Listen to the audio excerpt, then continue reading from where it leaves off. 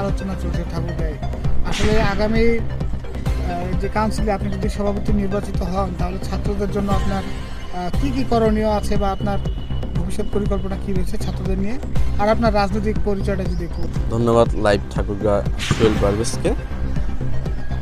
রাজনীতির ব্যাকগ্রাউন্ড আসলে আমি রিপুল ইসলাম বাবু।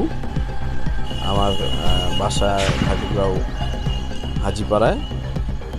আমি রাজনীতি শুরু করি আমার ওয়ার্ড থেকে।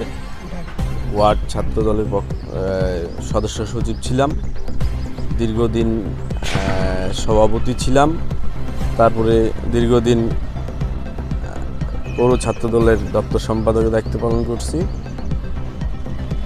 তারপরে দীর্ঘদিন আমি জেলা ছাত্র দলের যুগ্ম সাধারণ সম্পাদক 2 নম্বরে আছি, এবং আমার বর্তমান দীর্ঘদিন থেকে পৌর ছাত্র দলের আহ্বায়ক হিসাবে দায়িত্ব পালন করতেছি।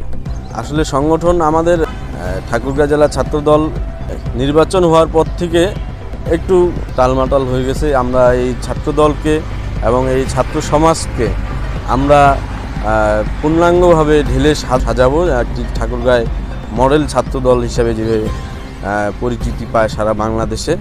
ঠাকুরগাঁ জেলা ছাত্র দল আসলে সমস্ত ছাত্র দলে আমরা ছাত্রত্ব এবং বিশেষ করে যারা বিগত দিনের আন্দোলন সংগ্রামে ছিল, মামলা হামলার শিকার হয়েছে, তাদেরকে আমরা প্রাধান্য দিয়ে আমাদের জেলা ছাত্র দলকে নতুন করে সাজিয়ে নিই।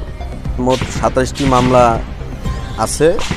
বিগত দিনে আমি জেল 2বার খেটেছি। একবার হরতালে পিকেটিংয়ের সময় নিয়ে গেছিলো, সেই জায়গায় আমি 3 দিন তখন ছিলাম।